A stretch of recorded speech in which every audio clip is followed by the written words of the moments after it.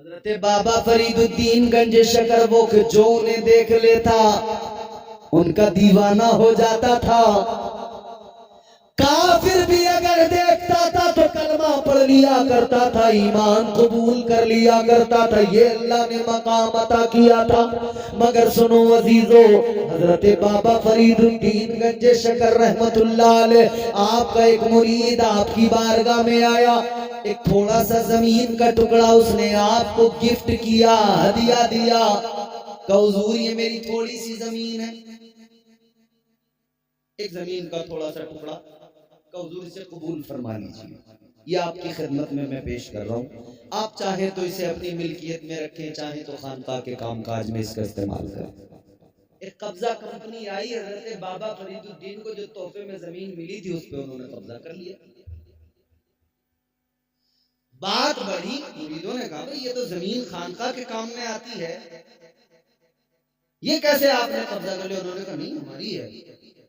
और कब्जे वाले फर्जी डॉक्यूमेंट्स भी बनवा लेते हैं, फर्जी कागज भी बनवा लेते हैं, पैसे का खेल है सब यहाँ।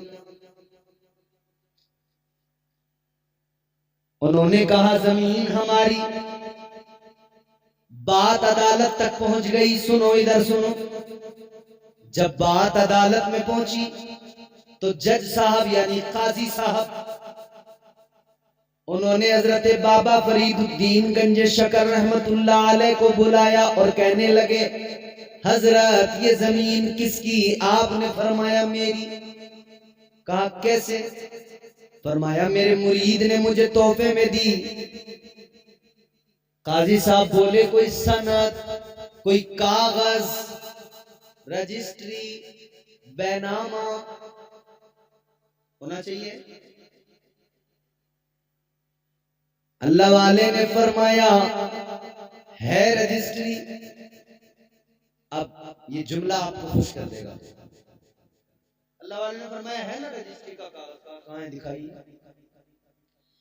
अल्लाह वाले ने कुरान उठाया, खोल के दिखाया, पढ़ने लगे वलक़द कतबना फी ज़बूरि मिन बादि ज़िक्रि अन्नल अर्द यरिथुहा इबादियस सालिहून। आपने फरमाया दो रजिस्ट्रियां हैं मेरे पास, एक पुरानी एक नई। पुरानी रजिस्ट्री ज़बूर के अंदर भी लिखा हुआ है इस जमीन का मालिक पूरी कायनात का कौन, अल्लाह ने किसे वारिस बनाया। और कुरान में भी मौजूद है पूरी रूए जमीन का वारिस अल्लाह ने किसे बनाया। फरमाया ये रही रजिस्ट्री। मगर खाजी साहब बोले हजरत बात तो आपकी दुरुस्त है, मगर हमारे यहाँ कानून में जो आम तौर पे सनद चलती है हमें वो सनद देखनी पड़ेगी। कब ऐसी कोई सनद? फरमाया नहीं है। कहा हजरत कोई कागज नहीं, कोई सनद नहीं। फरमाया ऐसा कोई कागज नहीं है और हमें जरूरत भी नहीं है ऐसे किसी कागज की, क्योंकि अल्लाह ने हमें पूरी रूए जमीन का मालिक बना दिया है। उन्होंने कहा अच्छा।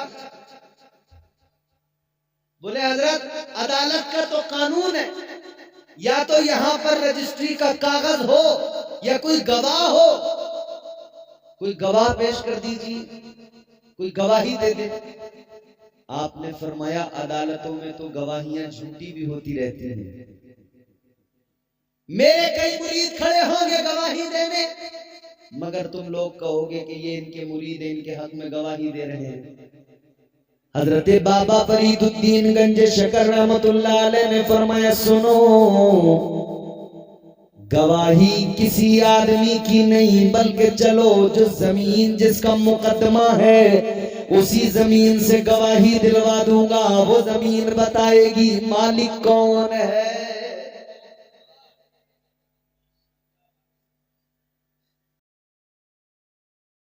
आका ने फरमाया अगर कोई शख्स राह के पत्थर को जो लोगों के लिए तकलीफ का बाइस अगर उसे हटा दे रास्ते से, तो अल्लाह ताला उससे राजी होकर उसे परवाने जन्नत अता फरमा देता है। राह से एक पत्थर को, छोटे से पत्थर को हटाने पर जब नेकियां मिलती हैं तो फिर रास्ता बनाने पे अल्लाह कितनी नेकियां अता फरमाएगा। हजरत बाबा फरीदुद्दीन ने फरमाया जमीन से गवाही न दिलवा दी। अब वो कब्जा गैंग वाले बोले अच्छा ऐसा, उन्होंने कहा जमीन कैसे गवाही देगी? हाजी साहब भी बोले जमीन कैसे? हजरत ने फरमाया तुम्हें इससे क्या मतलब? कब्जा गैंग वाले कहने लगे हजरत अगर आपने जमीन से गवाही दिलवा दी हम जमीन छोड़ देंगे, आपकी हो जाएगी। काजी साहब बोले चलो अगर बात ऐसी है तो ठीक है, ये भी एग्री आप भी एग्री, दिलवा दो गवाही। वक्त मुकर्रर हुआ, तुम्हारी मेरी गवाही के लिए लोग जाते हैं। किसकी जमीन किसका मामला, कागज जाएं, लोग जाएं, कागजों की एविडेंस के तौर पे कागज पेश किए जाएं, गवाह पेश किए जाएं। मगर बाबा फरीदुद्दीन गंजे शकर ने वक्त मुकर्रर करवा लिया। फरमाया वक्त मुकर्ररा पे आ जाना, जमीन गवाही देगी। टाइम मुकर्रर हुआ, वक्त मुकर्रर हुआ, लोग आ गए, कब्जा करने वाले भी आ गए, काजी साहब भी आ गए, हजरत बाबा फरीदुद्दीन भी इधर पीछे से आए। काजी साहब ने कहा आइए हजरत जल्दी गवाही दिलवाइए, जमीन से गवाही दिलवाइए। हजरत बाबा फरीदुद्दीन ने जुमला सुनो, फरमाया हजरत बाबा फरीदुद्दीन ने फरमाया काजी साहब मैं कहूँ क्या जरूरी है मैं जमीन से कहूँ? एक काम करो आप काजी साहब है आगे बढ़िए, आप ही जमीन से जाकर मालूम कीजिए तुझ पर मालिकाना हक किसका है, कौन वारिस है तेरा, कौन मालिक है तेरा। अल्लाह अकबर, तारीख गवाह है। काजी साहब ने आगे बढ़कर जमीन की तरफ इशारा किया, फरमाया ए जमीन के टुकड़े बता तेरा मालिक कौन है। आवाज आई मेरा ही नहीं बल्कि पूरी रूए जमीन का मालिक अल्लाह ताला ने बाबा फरीद को बना दिया है। अल्लाह ने बलियों को मालिक बना दिया, वारिस बना दिया। अजीजाने गिरामियुल कद्र गौर फरमाइए, आप आज इस महफिल में बैठे हैं, इस जमीन पे बैठे हैं, जमीन के इस खित्ते पे बैठे हैं, ये आपका सारा गांव है। ये विरासत किसकी है? अल्लाह वालों की विरासत है, अल्लाह वालों की विरासत है। जिधर भी नजर डालोगे अल्लाह वालों की विरासत नजर आएगी, जिधर भी नजर डालोगे अल्लाह वालों की विरासत नजर आएगी। तो जिनकी विरासत पे हम आबाद हैं, हम उनके गद्दार नहीं हो सकते, हम उनसे कभी दगा नहीं कर सकते। वो और लोग हैं जो गद्दार बन बैठे हैं, उन्होंने तो वो किसी ने कहा ना नहीं है दिल में नबी की अजमत, कोई सुनेगा तो क्या कहेगा। फिक्र होती है ना आदमी को, ऐसी ऐसी बात होगी कहते हैं भाई कोई सुनेगा तो क्या कहेगा। नहीं है दिलों में नबी की अजमत, कोई सुनेगा तो क्या कहेगा। फिर उस पर खुल्दे बरी की चाहत, कोई सुनेगा तो क्या कहेगा। अब बोलोगे नहीं है दिल में नबी की अजमत, कोई सुनेगा तो क्या कहेगा। फिर उस पे खुल्दे बरी की चाहत, कोई सुनेगा तो क्या कहेगा। नबी के सदके में खा रहे हो, नबी के सदके में पी रहे हो, नबी के फरमान से बगावत, कोई सुनेगा तो क्या कहेगा। आरास जो होते हैं वो बुजुर्गों की होते हैं, अल्लाह की वलियों की मनाए जाते हैं।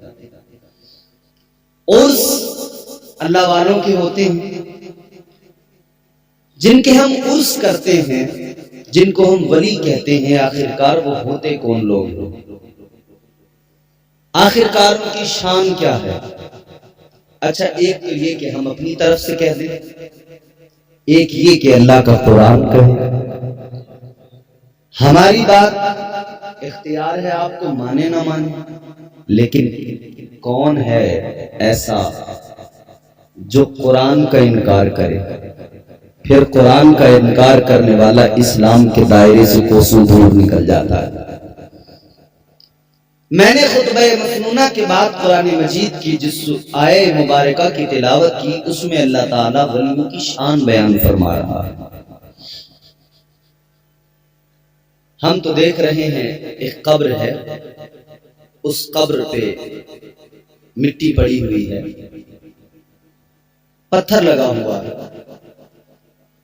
हमने कहा कि इसके अंदर एक अल्लाह का वली है,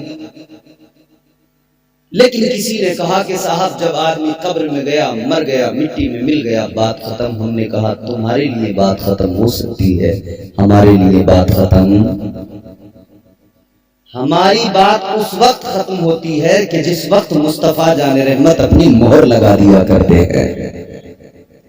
हमारी बात वहां पे खत्म होगी कि जहां से आगे बढ़ने का हमें शरीयत इजाजत न दे, शरीयत जहां हमें रोक दे, हुजूर के फरामीन हमें रोक दे। कुछ लोग ऐसे जिन्होंने अपनी गैरतों का सौदा किया, वो अल्लाह के वलियों तक महदूद नहीं रहे, आगे बढ़े। उन्होंने कहा कि नबी माज़अल्लाह सुम्मा माज़अल्लाह, कहा कि नबी मर के मिट्टी में मिल गए, माज़अल्लाह बोलिए। लेकिन हमारा अकीदा यह है कि हम जिस नबी के मानने वाले हैं, होगा किसी का नबी जो मर गया होगा, मिट्टी में मिल गया होगा। हम जिस नबी के मानने वाले हैं वो नबी कल भी जिंदा था, आज भी जिंदा है, सुबह कयामत तक। हम तो यूं कहते हैं या रसूल अल्लाह, तुझ पे मर मर के हुए सारे जियाले जिंदा, तुझ पे मर मर के हुए सारे जियाले जिंदा, तू भी जिंदा है, तेरे चाहने वाले जिंदा। कल भी थे आज भी हैं, कल भी रहेंगे, कल भी थे आज भी हैं, कल भी रहेंगे यूं ही। फातिमा ज़हरा की आगोश के पाले जिंदा। अच्छा, अहले सुन्नत जिंदगी क्या है और मौत क्या है, बड़ी बातों को समेट कर 2 मिसरों में अगर समझाया जाए तो वही इतना होगा।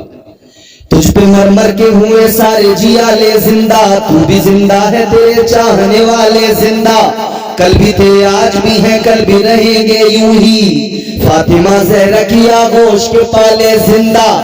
यूं तो कहने को हर एक शख्स है जिंदा, लेकिन जिंदा तो वो है जो ईमान बचा ले जिंदा। ईमान है तो आदमी जिंदा है, ईमान नहीं फिर वो जिंदगी है ही नहीं। तो कब्र को देखकर जब हम कहते हैं कि साहब कब्र पे मिट्टी पड़ी है, कब्र पे पत्थर लगा है, असल में उस मिट्टी और उस पत्थर की अहमियत नहीं है। उस मिट्टी और उस पत्थर के अंदर जो अल्लाह का वली आराम कर रहा है, असल अहमियत और अजमत और मर्तबत अल्लाह ताला ने मर्तबा और शान उस अपने वली को अता फरमाया है। अब कुरान में आपको सुनाऊंगा, अल्लाह के वलियों की शान समझ में आएगी।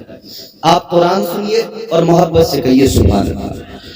बात इतनी पक्की होगी कि कल आपका कोई दामन ना पकड़ सके। कुरान आप सुनिएगा। परवरदिगारे आलम खालिक़े कायनात रब्बे लम यज़ल व ला यज़ाल ने कुरान मजीद में ऐलान फरमाया, तिलकल जन्नतुल्लती नूरिथु मिन इबादिना मन कान तक़िया। एक और मकाम पे अल्लाह ने फरमाया, इन्नल्लज़ीना आमनू व अमिलुस्सालिहाति कानत लहुम जन्नातुल फिरदौसी नुज़ुला। एक और मकाम पे अल्लाह ने कुरान मजीद में फरमाया, अल्लाह का ऐलान है, परवरदिगारे आलम कुरान मजीद में फरमा रहा है, इन्नल्लज़ीना आमनू व अमिलु, अल्लाह ताला ने फरमाया, वलक़द कतबना फ़िज़्ज़बूरि मिन बअदिज़्ज़िक्रि अन्नल अर्द यरिथुहा इबादियस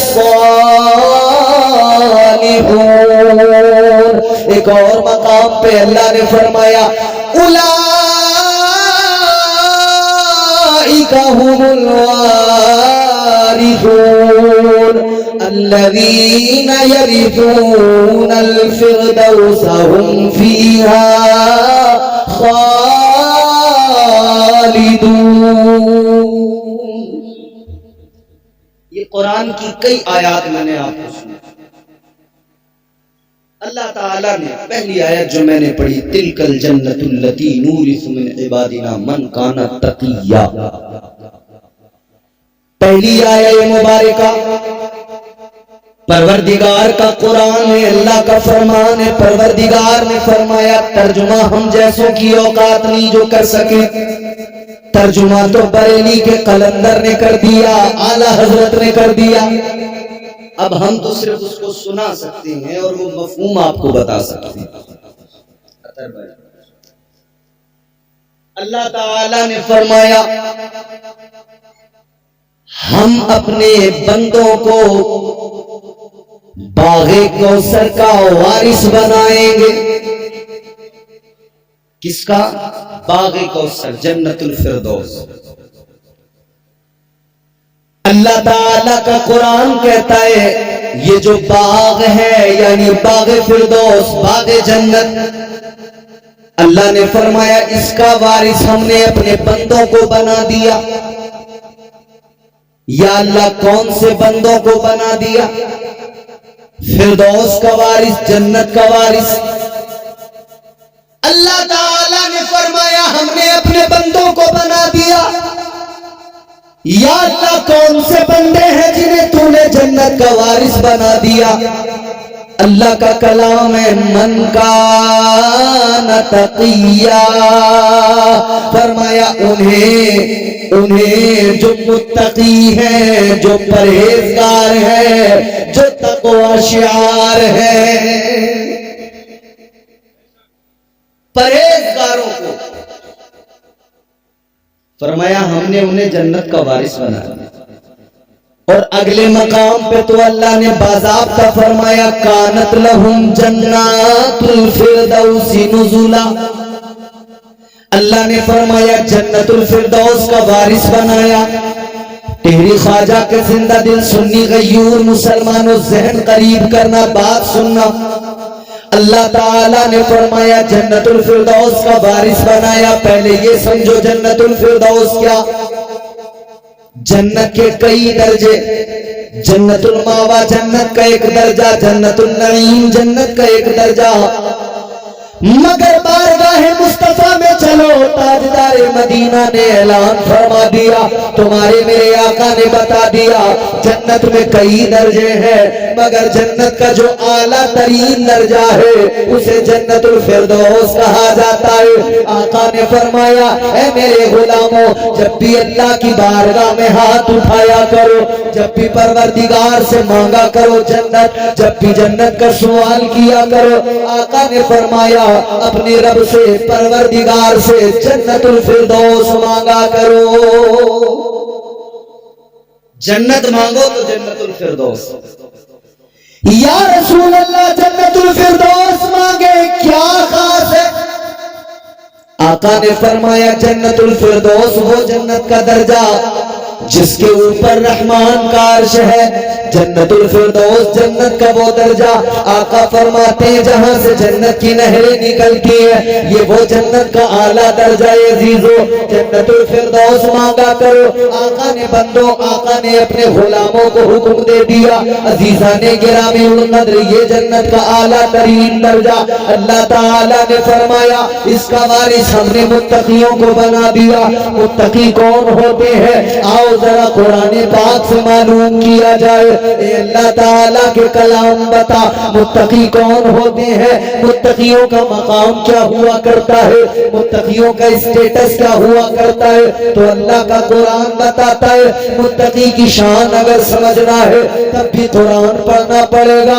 मुत्तकी का स्टेटस समझना है तुम्हें कुरान उठाना पड़ेगा। मुत्तकी का मकाम मर्तबा समझना है तो तुम्हें कुरान पढ़ना होगा। और ये जानना है मुत्तकी कौन होता है तब भी तुम्हें कुरान उठाना पड़ेगा। अल्लाह अकबर कबीरा। अब कुरान मुत्तकी की शान बयान करता है। अल्लाह ताला का कुरान कहता है, इन्नल्लाह युहिब्बुल मुत्तकीन।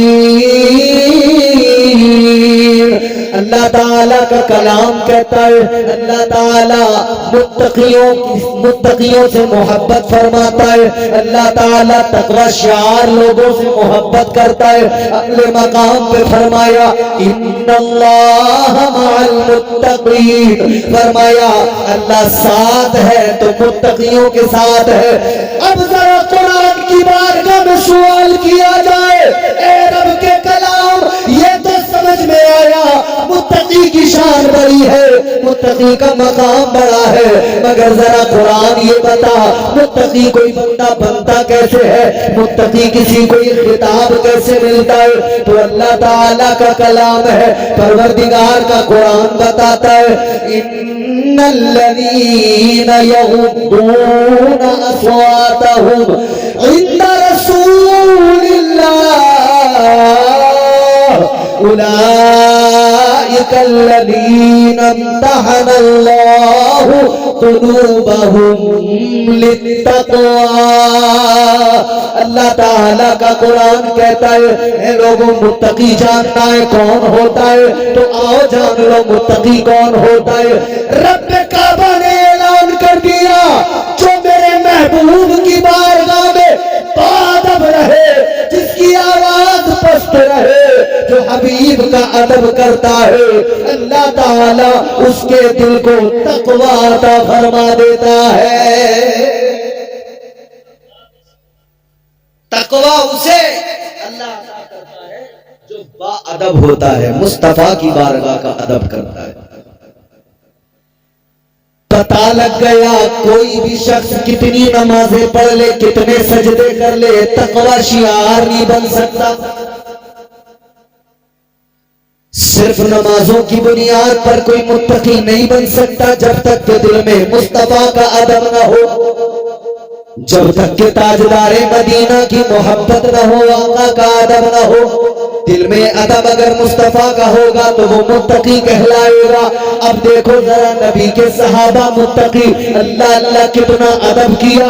सिद्दीक अकबर, अल्लाह अकबर, तमाम इंसानों में नबियों के बाद, पैगंबरों के बाद, रसूलों के बाद में अल्लाह ताला ने जिनको सबसे ज्यादा इज्जत अता फरमाई, हजरत अबू बकर सिद्दीक आशिक सादिक है मेरे आका से। ऐसी मोहब्बत, ऐसा प्यार, अल्लाह अकबर कबीरा, रहती दुनिया तक मिसालें दी जाएंगी।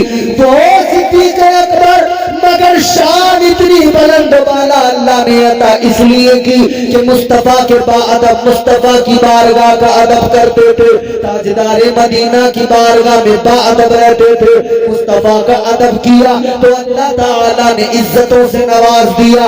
मुस्तफा का अदब किया, अल्लाह ने मुत्तकी बना दिया। हजरत उमर फारूक आजम, अल्लाह अल्लाह, मुस्तफा का अदब किया, अल्लाह ने मुत्तकी बना दिया। हजरत उस्मान गनी, मुस्तफा का अदब किया, अल्लाह ने मुत्तकी बना दिया। हजरत मौला अली, मुस्तफा का अदब किया, अल्लाह ने मुत्तकी बना दिया। हजरत तलहा और जुबैर, मुस्तफा का अदब किया, अल्लाह ने मुत्तकी बना दिया। हजरत बिलाल हबशी, मुस्तफा का अदब किया, अल्लाह ने मुत्तकी बना दिया। हजरत इमाम हुसैन, मुस्तफा का अदब किया, अल्लाह ने मुत्तकी बना दिया। हजरत इमाम जाफर सादिक, मुस्तफा का अदब किया, अल्लाह ने मुत्तकी बना दिया।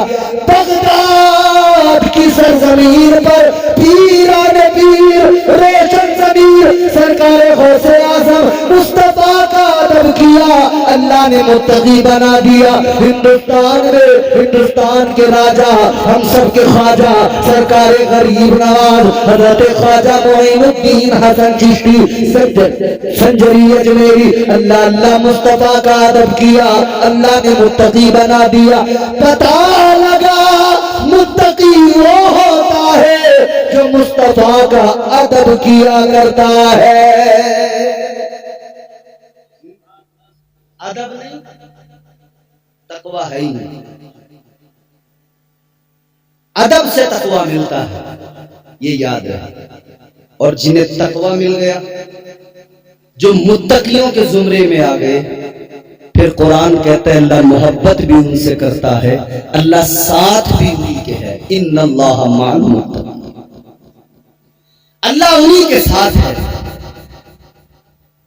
है लोगों, ये वही जमात है जिन्हें तकवा हासिल हुआ मुस्तफा के अदब की बुनियाद पर, एहतराम मुस्तफा, अदब मुस्तफा की बुनियाद पर जिन्हें तकवा हासिल हुआ, उसी जमात को आज हम औलिया की जमात कहा करते हैं। क्योंकि नबी आखिरुज़्ज़मा सल्लल्लाहु अलैहि वसल्लम हमारे आका, आखिरी नबी, आखिरी रसूल, नबूवत का दरवाजा बंद। हुजूर के बाद हुजूर के सहाबा वो सहाबी उसे कहते हैं जिसने ईमान की हालत में हुजूर का दीदार किया, ईमान की ही हालत में दुनिया से रुखसत हुआ, वो सहाबी।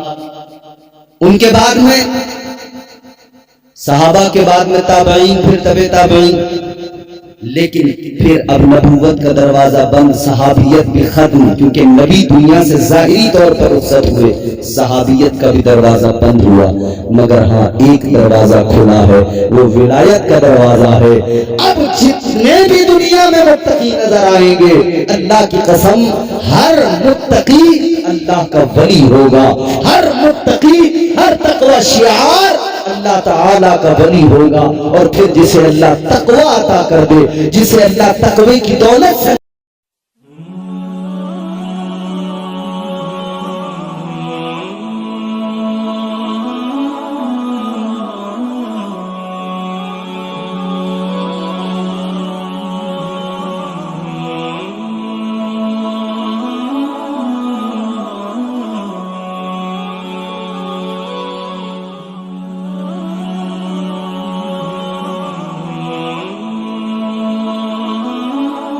नवाज दे, उसका मकाम फिर अल्लाह ताला बुलंद फरमाता है, इतना बुलंद करता है, फिर अल्लाह फरमाता है वो जो बाग़े जन्नत है, बाग़े फिरदौस है, उसकी विरासत अल्लाह फरमाता है मैंने इनको अता फरमा दी है।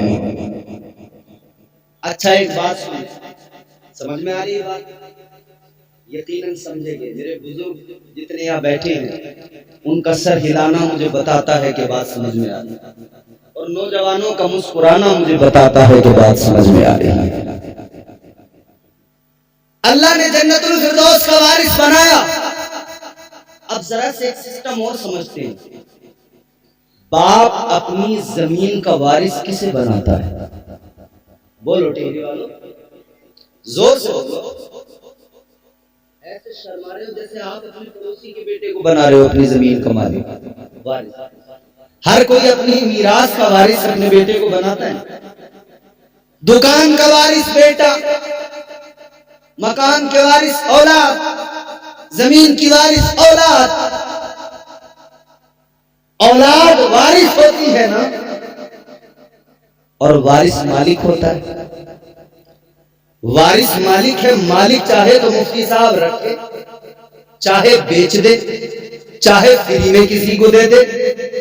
वारिस है, मालिक है, अपनी विरासत को चाहे तो रखे, चाहे तो बेचे, चाहे तो फ्री में दे। उसे इख्तियार है कि नहीं? बोलो, इख्तियार है कि नहीं? वारिस को इख्तियार है। ताजदारे मदीना वाली ये कायनात मुस्तफा जाने रहमत के प्यारे दीवानों, गौर करो, वारिस को हक होता है, मगर अल्लाह की जात कुरान कहता है लम यलिद वलम यूलद, न वो किसी की औलाद न उसकी कोई औलाद। दुनिया का सिस्टम ये औलाद वारिस बन जाए, मगर अल्लाह किसी की औलाद नहीं, उसकी कोई औलाद नहीं, तो वारिस कौन? अल्लाह ने फरमाया औलाद नहीं है, ये मेरी शान है, औलाद नहीं है। अल्लाह फरमाता है मगर मेरा प्यार देखो औलिया से, अल्लाह के वलियों से। अल्लाह फरमाता है इनसे मेरा प्यार देखो, मैंने अपनी मीरास का वारिस इन्हें बनाया है, जन्नत का वारिस इन्हें बना दिया है, बाग़े फिरदौस का वारिस औलिया को बना दिया, अल्लाह ने वलियों को वारिस बना दिया। अब आप कहेंगे बात जन्नत की हो गई, मगर मैं कहूंगा अजीजों सुनो, जन्नत की बात हो गई और यकीनन उससे बड़ी क्या मीरास, क्या खजाना, क्या दौलत हो सकती है ना? किसका महल ऐसा? यहाँ आप बड़ी बड़ी बिल्डिंगें बना ले, महल बनाने ईंटों से बनाएंगे, यही मिट्टी की बनी ईंटें, यही सीमेंट, यही बजर फुट, यही सरिया। आप इमारत बनाई मिट्टी की, ईंटों से इमारत बनती है, मगर जन्नत के अंदर जो महल है वो सोने और चांदी की ईंटों से बने हुए हैं। वो है ना मिल्की। अल्लाह ने जन्नत की विरासत अता फरमाई, लेकिन अल्लाह ने अगले मकाम पे फरमाया वलक़द कतबना फ़िज़्ज़बूरि मिन बादि ज़िक्रि अन्नल अर्ज़ यरिथुहा इबादियस सालिहून। अल्लाह ताला ने यहाँ पे फरमाया, अल्लाह ने ऐलान कर दिया, ज़बूर के अंदर भी ये बात लिख दी गई कि अल्लाह ताला की सारी कायनात यानी सारी जमीन की विरासत अल्लाह ताला ने अपने वलियों को, अपने परहेजगार सालिहीन बंदों को अता फरमाई है। सारी जमीन की विरासत भी अल्लाह ने वलियों को अता की, जन्नत की विरासत भी अल्लाह ने वलियों को अता फरमाई। तो पता लगा इस दुनिया की पूरी जमीन के मालिक, जमीन के वारिस भी अल्लाह के वली और जन्नत के वारिस भी अल्लाह के वली। अब वारिस है तो मालिक है, चाहे तो रखे, चाहे तो बेच दे, चाहे तो फ्री में दे दे। तारीख उठा के देखो, खुदा की कसम हमने देखा है कलंदरों को तारीख के सफ़हात में, हमने उन कलंदरों का भी जिक्र पढ़ा है कि जब फकीर अपनी मस्ती पे आया है, जब कलंदर अपनी मस्ती पे आया है, कलंदर ने रेत का घरौंदा दजला के किनारे पे बनाया है। एक बादशाह, एक खलीफा की बीवी ने, मलका ने आकर कहा क्या है? अल्लाह वाले ने फरमाया जन्नत का महल है। कहा बेचते हो? अल्लाह वाले ने फरमाया बेचता हूँ। खुदा की कसम तारीख गवाह है, जब कलंदर अपनी मस्ती में आया है तो जो मालिक था, जो वारिस था, उसने दजला के किनारे बैठकर जन्नत के महल का सौदा कर दिया है। भाई विरासत अपनी है, हक है बेचने का। अब ये किसकी शान है? अल्लाह वाला। ये लीचड़ों की शान नहीं है, ये गंजेड़ियों की, नशेड़ियों की, सुलभा और चिलम के धुएं उड़ाने वालों का मामला नहीं है मियां, समझ रहे हो? ये लटे लंबी लंबी करके जो आ रहे हैं ना, अपने आप को अल्लाह वाला बताते हुए कोई सुल्फा पीते हुए आ रहा है, कोई गांजा, कोई चरस फूंकता हुआ आ रहा है। हर ऐरा गैरा नत्थू खैरा अगर अपने आप को कहे मैं वली, कहना दफा हो जा। वली किस ऊंचे मकाम पर वली का अल्लाह ने क्या उनका मर्तबा बुलंद किया है, उनकी शान क्या, तू अपने आप को देख, अपने आप को देख। अब विलायत को जरा समझने की कोशिश करना। अब मेरी गुफ्तगू शुरू होती है। अब तक तो मैंने आपको सिर्फ कुरान की आयत का मफहूम समझाया। अब सुने, जरा गौर से सुने। अब कोई भी अपने आप को अगर वली बताने लगे तो किसी को भी वली न मान लेना, बल्कि वली वही होगा जो कुरान के मुताबिक जिंदगी गुजारेगा, वली वही होगा जो कुरान के मुताबिक अपनी जिंदगी गुजारेगा, अमल करेगा। याद रखना अज़ीज़ाने गिरामीउल क़द्र, अल्लाह ताला का निज़ाम है। आप बताओ, आपसे मालूम करता हूँ, आपने एक बहुत बड़ा कारोबार किया हो, 10-20 लाख रुपए लगाए हो, इतना बड़ा कारोबार हो, आप उस कारोबार को किसको देंगे? आपके पास अगर 4 बेटे हैं, उनमें 4 में आप वो कारोबार किसको सौंपेंगे? उसी को सौंपेंगे जो सबसे ज्यादा ज़हीन होगा, जो सबसे ज्यादा ईमानदार होगा। जो कारोबार को बढ़ाने वाला होगा, जो कारोबार को चलाने वाला होगा, आप अपना कारोबार उसी के हवाले करेंगे, आप सारा काम उसकी जिम्मेदारी पे सौंप देंगे, इसलिए कि आपको भरोसा होगा, एतबार होगा, ये अच्छे से चलाएगा, ये कारोबार को बढ़ाएगा। लेकिन एक बेटा ऐसा हो जो जुआरी हो, शराबी हो, पता है कि बेच देगा पूरा कारोबार, पूरी दुकान। कोई है जो उसे 10 लाख का बिजनेस उसके हाथ में देगा कि लो ये संभालो, जबकि जानता है कि हर दिन ये बाजी लगा लगा के किसी दिन पूरा ही क्लीन कर देगा सब। और तुम देख लो, आप देखते नहीं हो उन्हें,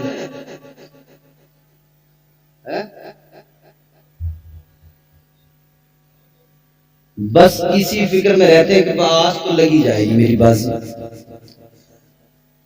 बाजी लगने के चक्कर में अपने आप के तमाम घर में जो कुछ था सब बेच बाच के फूंक दिया, सब खत्म कर दिया। एक बाजी लगाने के चक्कर में सब कुछ खत्म कर दिया। और मैंने मुफ्ती कमरुल हसन साहब एक दिन अखबार में पढ़ा, हजरत अखबार में मैंने पढ़ा, एक आदमी ने दिवाली के मौके पर बाजी लगा दी जरा बड़ी, पैसे जितने थे सब हार गया। अब इसने कहा कुछ नहीं बचा, क्या लगाऊं? इसने अपनी बीवी को लगा दिया। हम पहले सुनते थे बचपन में ऐसी बातें कि कोई अपनी बीवी को हार गया था जुए में। मैंने अखबार में पढ़ा, न्यूज की कटिंग देखी मैंने, एक आदमी ने इस दौर के अंदर भी अपनी बीवी को बाजी में लगा दिया, जुए में। जब खबर फैली ना तो फिर उसमें मुकदमा हुआ, पुलिस ने सख्ती की। ये ऐसी खराब चीज है, याद रखना, ये जुआ इंसान को बर्बाद कर दिया करता है, ये शराब इंसान को बर्बाद कर दिया करती है। और जुआरी अपने फिराक में रहता है, नशेड़ी अपनी फिराक में रहता है। इसे दुनिया से मतलब नहीं, इससे सिर्फ इतनी देर या तो ये अपने जुए में और शराब में और नशे में लगा रहेगा, या उससे बाहर आएगा तो फिर इस चक्कर में रहेगा कि कहीं से जुगाड़ हो जाए, पैसे इतने मिल जाएं कि एक बाजी और खेल लूं। नशेड़ी इस जुगाड़ में रहता है, किसी का भगोना चुरा लूं, किसी का बर्तन चुरा लूं, किसी का कुछ चुरा लूं, बस किसी सूरत से मेरे नशे का काम हो जाए। शराबियों को आजकल देख नहीं रहे हो, गांवों के अंदर कुछ नहीं मिलता तो घर से सिलेंडर ही उठा के ले जाते हैं। इसमें के लिए चरस लिए कुछ नहीं मिलता तो घरों से जो है पतीलियां, बगोने, चम्मच, बर्तन, प्लेटें, प्याले यही चुरा के ले जाते। बहुने तो इतना चाहिए कि नशे का इंतजाम हो जाए, जुगाड़ कर तो कुछ सकते नहीं है। क्या जमाना आ गया, संजीदगी खतरे में है, खुद नुमाई का चलन है, सादगी खतरे में है, सर छुपाती फिर रही है आबरू इस दौर में, या इलाही कर मदद पाकीज़गी खतरे में है। जब से कम ज़र्फ़ों की आमद मैं कदे में गई, रो रहे हैं जामो मीना मैं कशी खतरे में है। हालात ये हो गए अजीजों, और मुसलमान इसमें आजकल बहुत तेजी से इसमें फंसे जा रहे हैं। नाम मालूम करो तो कोई बताएगा मेरा नाम मोहम्मद नजाकत है, कोई बताएगा मेरा नाम शराफत है, कोई बताएगा इनायत है, कोई बताएगा मोहम्मद अली, कोई बताएगा अब्दुल रहमान, कोई बताएगा अब्दुल्ला, मगर काम देखो जुआ, सट्टा। कई गांव ऐसे हैं, हैरान हो जाओगे सुन के, मर्द तो मर्द, औरतें सट्टा लगा रही हैं, औरतें सट्टा लगा रही हैं। और ऐसे सुनो, आदमियों को तो ना लगाया,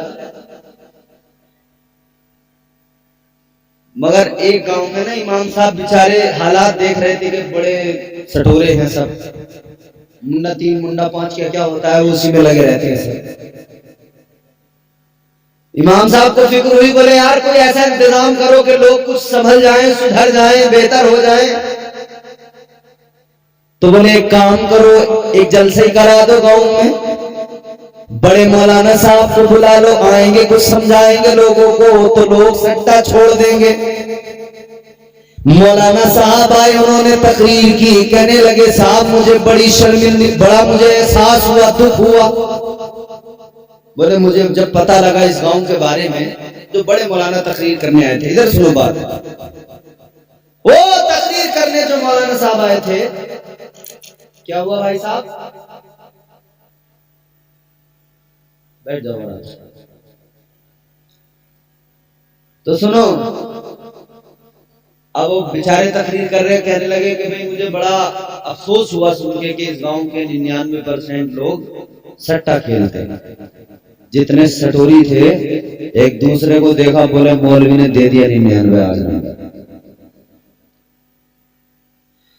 याद रखना ये जुआ, ये शराब मोमिन के काम नहीं। कुरान में अल्लाह ने फरमा दिया, परवरदिगार आलम ने ऐलान कर दिया, इन्नमल खम्रु वल मैसिरु वल अंसाब वल अज़लाम वल अज़लाम रिज्सुम मिन अमलिश शैतान। अल्लाह ने फरमाया ये काम मोमिन के है ही नहीं, ये तो शैतान के काम है। मिन अमलिश शैतान, शैतान के काम जब इंसान करने लग जाए तो फिर शैतान को तो बड़ी राहत।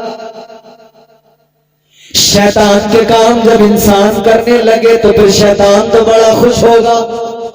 याद रहे मेरे मुसलमानों, मेरी कौम के जवानों, हम लोग दुनिया के अंदर शैतान को खुश करने नहीं आए, हम तो रहमान को खुश करने आए हैं। हम तो परवरदिगार को राजी करने आए हैं। तो 4 बेटों में जो ईमानदार होगा, जो हिसाब किताब अच्छे से संभालता होगा, जो कारोबार संभाल सकता हो, उसको दिया जाता है। नालायक को अल्लाह ने अपने बंदों में चुना है, हर किसी को विरासत नहीं दी जाती है। अल्लाह ताला ने उनको चुना, उनको पसंद किया जो उसके पसंदीदा। अल्लाह ताला ने उनको चुना जिन्हें रब ने अपना कुर्ब अता किया, जिन्हें रब ने अपना बना लिया, वो जिन्होंने अपने नफ्स पे काबू पा लिया, वो जिन्होंने अपने नफ्स को मार दिया। अल्लाह ने फिर उन्हें बादशाही अता फरमाई, अल्लाह ने फिर उन्हें खजाने ऐसे अता फरमाए, अल्लाह ने जमीन और आसमान के तमाम तबकात उन पर रोशन फरमा दिए। अल्लाह ताला ने सब कुछ उनके सामने जाहिर फरमा दिया। इसीलिए मेरे गौसे आज़म ने बगदाद की सरजमीन से ऐलान फरमाया, सरकार गौसे पाक ने फरमाया, मैं सारी रूए जमीन को इस तरह से देखता हूँ जैसे हाथ की हथेली पे राई का दाना। अल्लाह अल्लाह, इस तरह से गौसे आज़म दुनिया को देखते हैं, कायनात को देखते हैं। ये गौसे आज़म के लिए दुनिया की हैसियत है। क्यों? इसलिए कि इस सारी जमीन का मालिक अल्लाह ने बना दिया है, इस सारी जमीन का वारिस अल्लाह ने बना दिया। जमीन भाई, दुनिया जमीन के लिए मर रही है इस दौर में। बोलो, जैसी भी हो मिल जाए, झोल झाल कर रहे लोग इसी चक्कर में, कब्जे कर रहे लोग इसी चक्कर में, जमीन हमारी ज्यादा हो जाए। हर आदमी जो इधर तमन्ना करता है कि 100 बीघा हो जाए, 200 बीघा हो जाए, 500 बीघा हो जाए, वो जान ले इधर तो 1000 बीघा कर ले, मगर याद रखना इस 1000 बीघा जमीन के बावजूद भी तेरे हिस्से में 2 गज जमीन आएगी, इससे ज्यादा नहीं आएगी। 2 गज जमीन तेरे हिस्से में आएगी, उसी में तुझे दफना दिया जाएगा। और वो भी तेरे अमाल का मामला रहा, वो कब्र फिर तुझे दबाएगी। वो 2 गज जमीन जब तू कब्र में जाएगा तो वो भी तुझे दबाएगी। हुजूर का फरमान सुनना दिल पे असर करे तो आज इसको दिल में बसा के लेके जाना, महफूज करके लेके जाना। ताजदारी मदीना ने ऐलान फरमाया, कब्र दबाती है किसे? किसे? सुनो, बड़े गौर से सुनो। नेक, परहेजगार, तकवाशियार। सुनो भाई साहब, आदमी नेक हो, परहेजगार हो, तकवाशियार हो या फिर गुनहगार हो, दोनों को दबाती है कब्र। उलमा बैठे हैं, कब्र नहीं छोड़ती किसी को भी। गुनहगार को भी दबाती है, नेक को भी दबाती है। नेक परहेजगार को भी कब्र दबाती है, गुनहगार को भी कब्र दबाती है। मगर सुनो कैसे? आका ने फरमाया, जब गुनहगार कब्र में जाता है, जुआरी, शराबी, पापी, बेनमाजी, गुनहगार, जिनाकार, बदकार, जब ये कब्र में जाता है, आका ने फरमाया कब्र इसको दबाती है। कैसे? हुजूर ने यूं उंगलियों से इशारा फरमाया, इधर की पसलियां इधर वालियों में, इधर की पसलियां इधर वालियों में यूं अंदर घुस जाती हैं, हड्डियां टूटने लगती हैं, इनके टूटने की आवाज निकलती है, मगर इंसानों को ये आवाज सुनाई नहीं जाती। अल्लाह अकबर। सोचें जरा, एक लम्हे के लिए सोचें, एक लम्हे के लिए अगर बंदा सोच ले कि मेरा होना क्या है कब्र के अंदर। कब्र दबाएगी, पसलियां इधर की इधर, इधर की इधर। हुजूर ने फरमाया वो तड़पता होगा। ये तो कब्र ने गुनहगार को दबाया, मगर सुनो, नेक आदमी को भी कब्र दबाती है, परहेजगार, नमाजी, आबिद, साजिद को भी कब्र दबाती है। कैसे? अब खुश हो जाओगे, जुमला सुनोगे। आका ने फरमाया, ताजदारे मदीना का ऐलान, हुजूर ने फरमाया, जब नेक इंसान कब्र में जाता है, कब्र उसको भी दबाती है। आका कैसे? हुजूर ने फरमाया, इस तरह जैसे माँ अपने बच्चे को यूं गोद में लेकर प्यार के साथ, ममता के साथ सीने से लगा के दबाती है, ऐसे ही नेक आदमी को कब्र से दबाया करती है। कब्र नेक आदमी को ऐसे दबाती है जैसे मां ममता के साथ उसे सीने से लगा के दबाती है। पता लगा, नेक आदमी को कब्र प्यार करेगी और गुनहगार का कोई आदमी याद रखे, मेरी औकात इतनी है, कभी भी मर जाऊंगा, जब सांसें पूरी होंगी तब मर जाऊंगा, फिर आखिर कब्र में जाना है। हजारों बीघा जमीन क्यों ना आदमी कर ले, मगर 2 ही गज जमीन उसके हिस्से में आनी है। तो याद रहे, 1000 बीघा की फिक्र छोड़ दो, उस 2 गज जमीन में जाना है, उसकी फिक्र में लग जाओ कि वहां क्या होगा, या हो जाएगा जो कुछ भी होगा। आप शहरों में जाते हैं, शहरों में आपने देखा है मकान बना हुआ है बड़ा आलीशान, बिल्डिंग खड़ी है बड़ी आलीशान,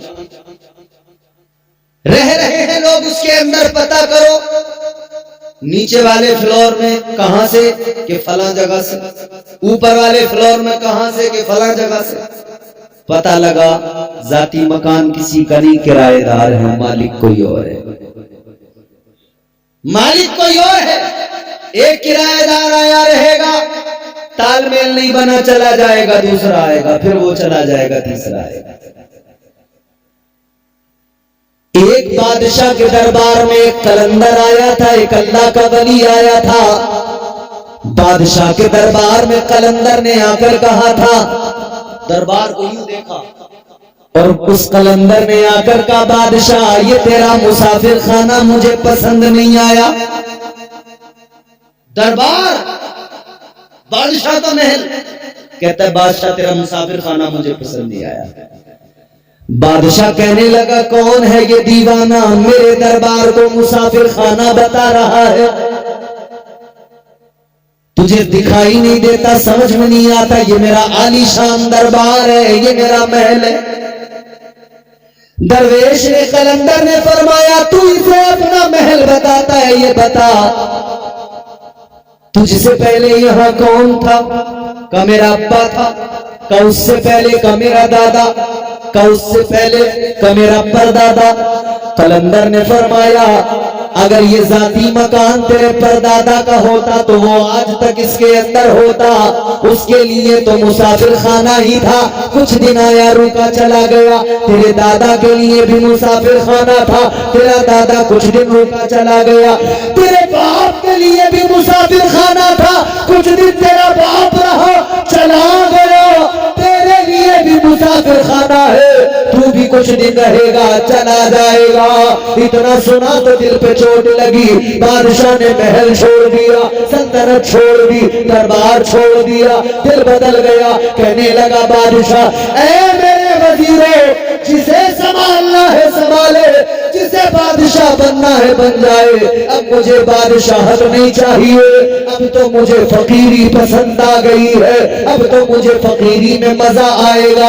अल्लाह अल्लाह, बादशाह ने बादशाहत छोड़ दी, फकीरी को अपना लिया। कलंदर बना तो इतना बड़ा, दुनिया आज भी नाज करती है। वो बादशाह जो कलंदर बन गया उन्हीं का नाम हजरत इब्राहिम बिन अदहम है। छोड़ दी सब, तो उसकी फिक्र करनी चाहिए। आदमी 1000 बीघा 2000 बीघा 500 बीघा 100-200 बीघा जमीन मिल जाए या 10-20 बीघा है तो उससे फिर, अब जिसका मामला ज्यादा का है वो ज्यादा बड़ा सोचता है, जिसका कम का है वो थोड़ा हिसाब से सोचता है। कोई अपने मैंड ही काट के अपना उसी में दिल अपना खुश करता रहता है कि बस थोड़ी थोड़ी बढ़ती रहे, मेरे रास्ते काट काट के बढ़ाने में लग जाता है। अब भैया इधर रास्ता काट के किसी का क्या ले लिया, रास्ता काट के इतनी बढ़ा लो, इतनी क्या इतनी बढ़ा लो, मगर कब्र तो उतनी की उतनी। हम तो तब जाने जब उसमें कुछ बढ़ सके, हम तो तब जाने कि कब्र में कुशादगी हो जाए तो वो मेढ़े काटने से, रास्ते काटने से नहीं होगी। याद रखना कब्र अगर कुशादा होगी तो रास्ते काटने से या किसी के खेत में मेंढ काटने से कब्र कुशादा नहीं होगी। कब्र की कुशादगी इस बात पर है कि तू अल्लाह ताला के अहकामात पर अमल कर ले, तू नबी की शरीयत पे अमल कर ले, तू मुस्तफा का वफादार बन जा। खुदा की कसम अल्लाह ताला तेरी कब्र को कुशादा फरमा देगा। तो खुदा के लिए कब्रों के बारे में हमें सोचना चाहिए, कब्रों की कुशादगी के बारे में। जमीन का टुकड़ा, एक मुरीद ने कहा हुजूर ये जमीन का टुकड़ा है, 1 बजने वाला है, अब आप भी बेचैन हो रहे हैं। सुने, हजरत बाबा फरीदुद्दीन की बारगाह में एक मुरीद कहता है जी हुजूर ये थोड़ा सा जमीन का टुकड़ा, इसको आप रख लीजिए। अल्लाह वाले ने कहा ठीक है, तोहफा कबूल हो गया। मगर एक कंपनी होती है, एक किस्म के लोग होते हैं, तुमने देखा होगा शहर में कभी जाओ तो देखना, आदमी कोई अगर शहर में प्लॉट खरीदता है ना तो फौरी तौर पे ही चाहता है कि इसकी बाउंड्री कर दूं ताकि अपना कब्जा पक्का हो जाए, वरना खतरा रहता है कि कोई कब्जा कंपनी आके इस पर कब्जा कर सकती है। ऐसी गैंग बहुत मिलेंगी आपको कब्जे वाली।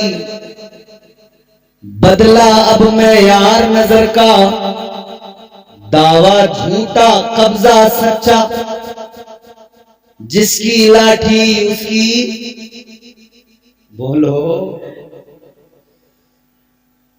मिसाल देते हैं हमारे बुजुर्ग पहले से, जिसकी लाठी जिसका कब्जा वही मालिक।